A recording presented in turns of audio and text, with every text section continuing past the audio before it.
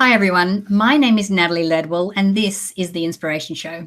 Today on the show I have a very special guest who's going to be talking to us about alchemy and what that means and how that actually can influence the way that we think to create different outcomes and results in our life and actually change the trajectory of our life. So it's going to be a very interesting conversation today.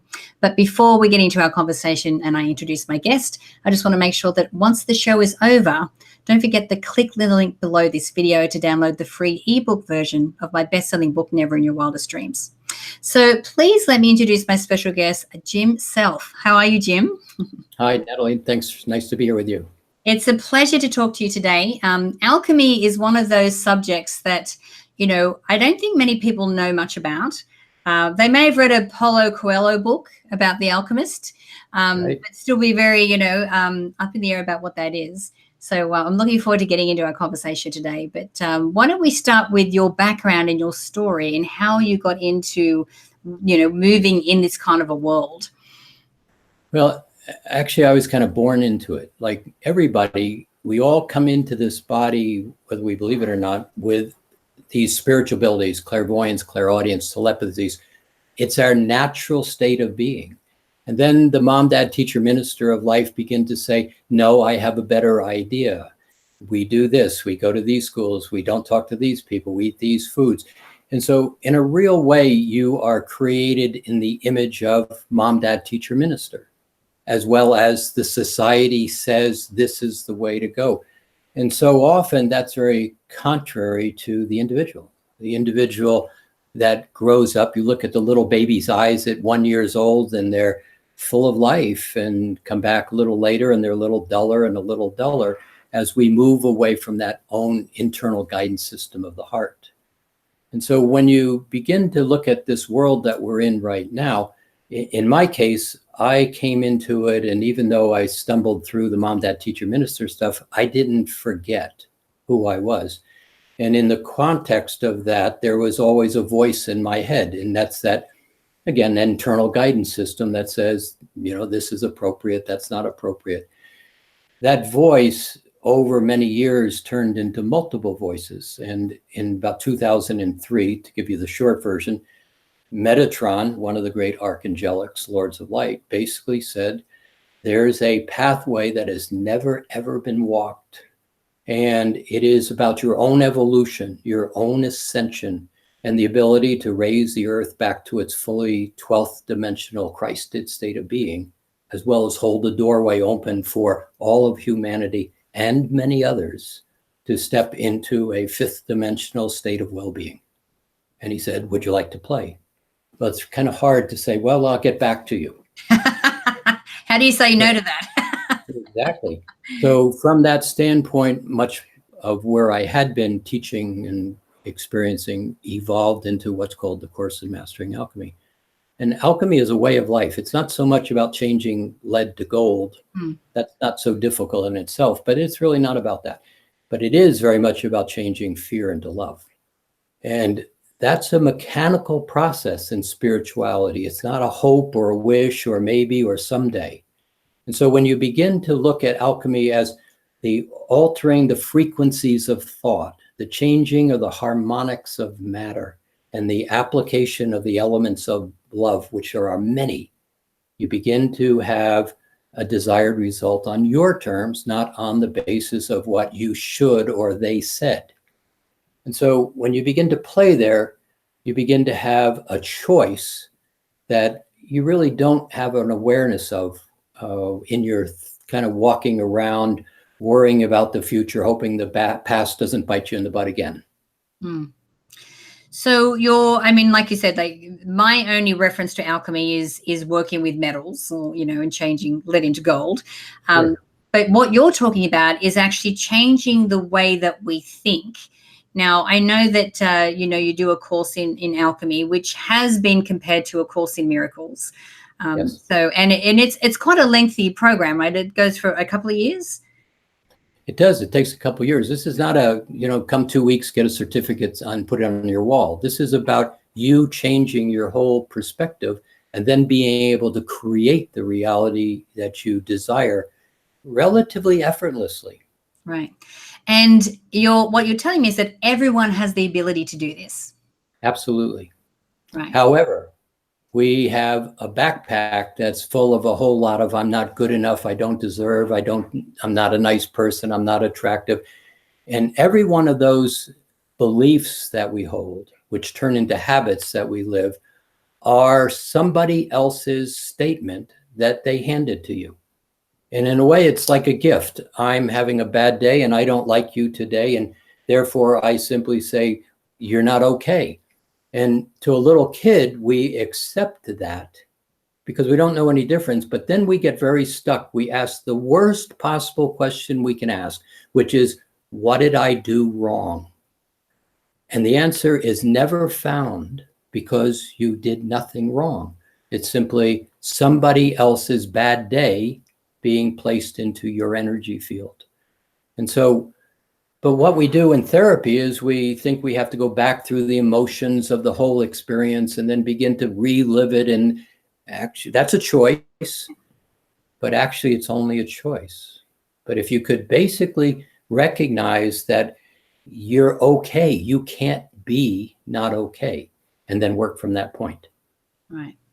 So does that mean that we have a predetermined path in life, or a predetermined target or place where we're supposed to end up in life? Is that what you think? Well, no, not necessarily. And yes, you come in as a spiritual being, as a creator being, coming here to experience yourself. And if we keep it kind of that narrow, one of the things we do is we begin to have experiences. But when we're told we're not okay and you didn't do it right and you didn't get 100 on your test and you're never going to succeed, those gifts that others bestow on you begin to be your markers that you start to view the world through. Right. But when you step back, as you know, and you're in a good space and you're enjoying yourself, you could make mistakes all day long and they don't turn into failures. They turn into oopses. It's like, oops, that didn't work. Let me try it this way. But when they're failures, we don't go back into trying it a second time. Mm. So what Mastering Alchemy is really all about is when a person can begin to have a distinction between the rational mind, what we think with, and the heart, very two different things. The rational mind's job is to keep you safe and have you fit in, because you don't want to upset them out there because they may not like you. And so you do things in a very controlled manner to not upset the apple cart.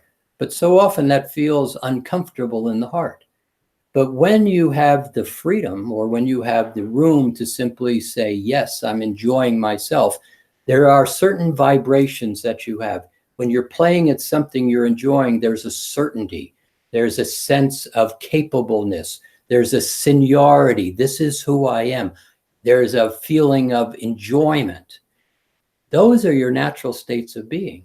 So if you could create a platform of vibrations where you, in the body, had a sense of certainty and seniority and capable and graciousness and happy, and you wove those vibrations together as we weave I'm not okay together, all of a sudden your ability to begin to move into present time rather than worrying about the past and the future driving your reality changes the whole makeup of how you begin to both view the world and engage with the world on your terms without the baggage.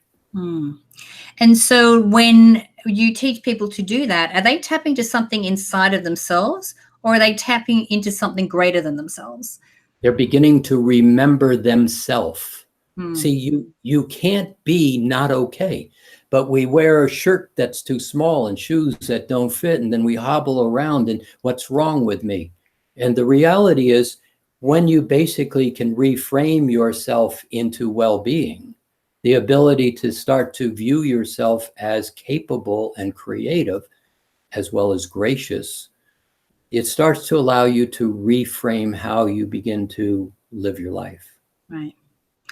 So, I mean, knowing this information and being able to embody this information and this new way of thinking and being sounds like it would have incredible effects on like our relationships and wealth and the health of our lives, right?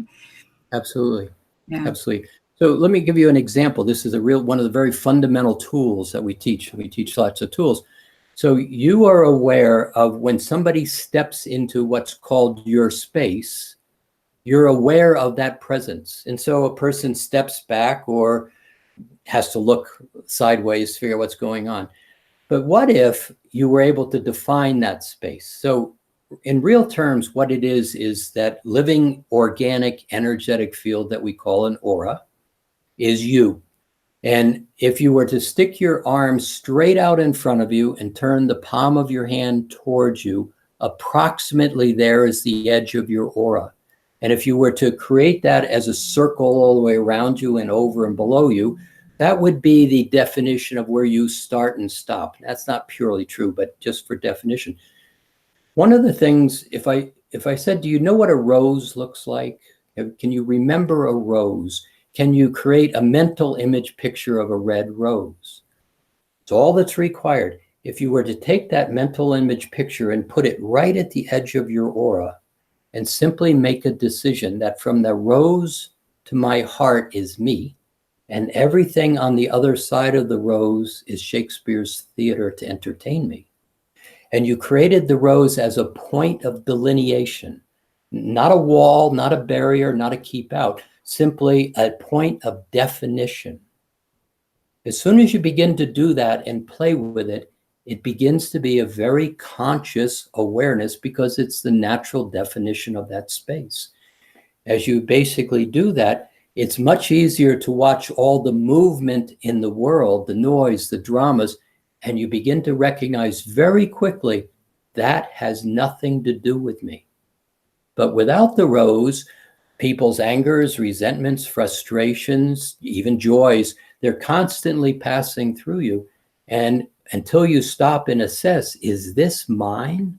Or is this the collective consciousness simply passing through, determining how I think, how I feel, and how I view the world around me to create what I want?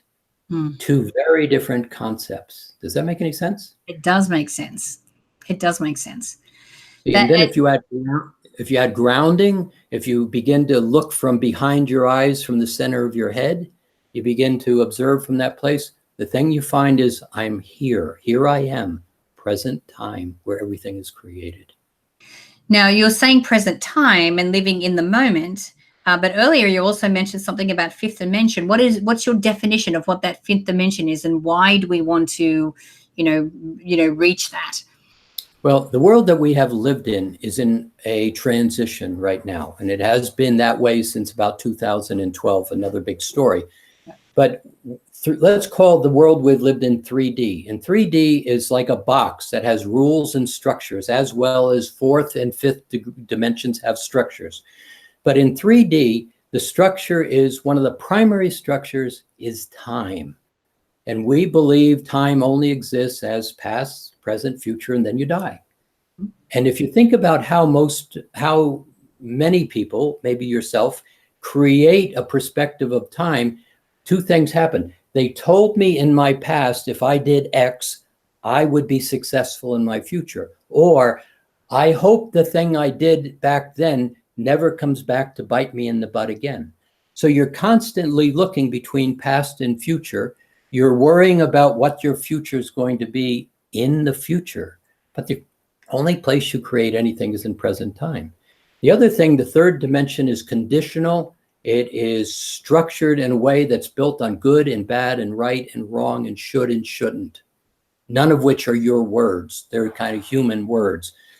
When you step out of that third dimensional box into a fourth dimensional space, I'll keep this real simple, you start to find that present time is the only time. It's right now. It's right where we're talking right now. We're not thinking about breakfast or dinner.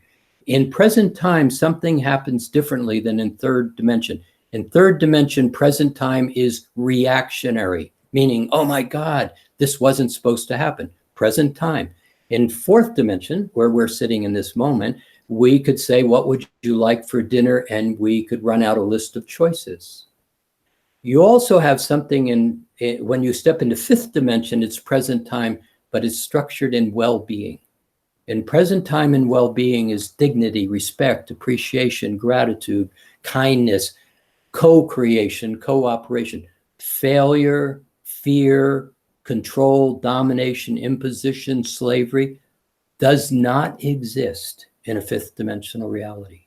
As soon as you begin to put your attention on this, she's bad, he's not good, this is not right, you just never get kicked out of fifth dimension, but you fall back into that third dimensional mind vibrational field. So building a platform of words, a sense of certainty and capable, kindness, graciousness, and then beginning to recognize in present time, that's who you are. You create a very different reality than the reality that you've known to date. Wow.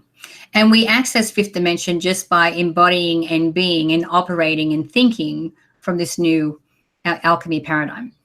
Well, yes, and it's simple, but it's not easy. Right. Because we're very much like a freight train at 90 miles an hour, and I'm standing here saying, just turn right.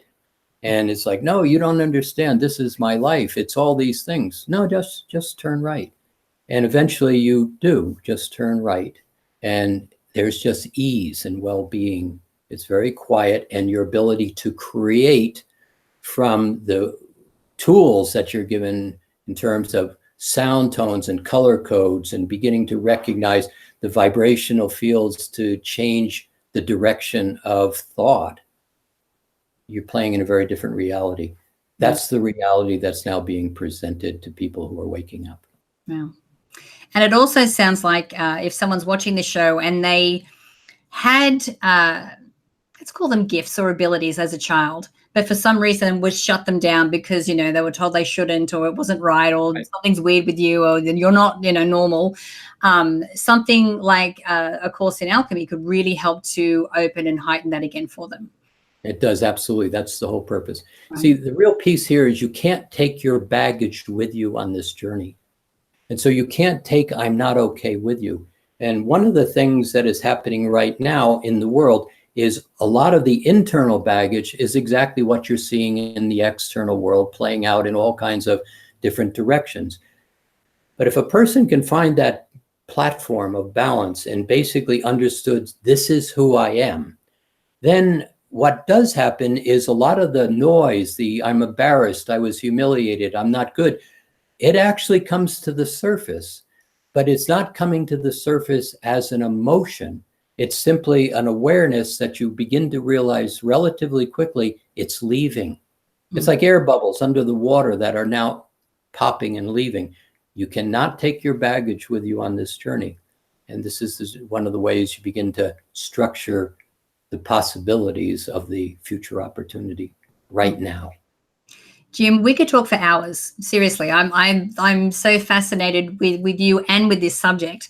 But of course, we're running out of time. So if people want to connect with you, find out about it, called the Course in Alchemy, they do have a website. Where can they get their hands, connect with you, and where can they get their hands on the book? Sure. Masteringalchemy.com.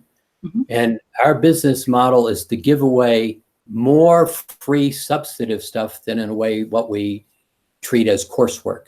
So the purpose is make a decision from an intelligent, well thought out place as to what you're stepping into. There's free lectures, there's archives of all kinds of things. There's tools that are taught for free to give people a perspective of what this is all about. And then there's the book Course in Mastering Alchemy, which we've been absolutely flattered to be considered in the same category as the Course in Miracles. And that can be purchased on Amazon or through masteringalchemy.com. It's wonderful. Jim, thank you so much for your time today. I really appreciate you being here and our conversation. Natalie, thank you very much. Blessings to you. So guys, I encourage you, please share this video. Let's get the word out there. I mean, this is such an amazing subject to be talking about and to be involved with. Now, you can do that by clicking the Facebook and the Twitter share buttons on this page. But don't forget, you can click either on the banner to the side or the link underneath the video so you can go directly through to Jim's website. to get your hands on some of the free goodies that he's giving away there and really find out more about this, especially if you watched the show today and it sparked some kind of excitement or a light went off inside of you. I encourage you to find out more. And don't forget, after all of that, the link below that is a link to the free ebook version of my book, Never in Your Wildest Dreams, so you can download that as well. So until next time, remember to live large, choose courageously, and love without limits. We'll see you soon.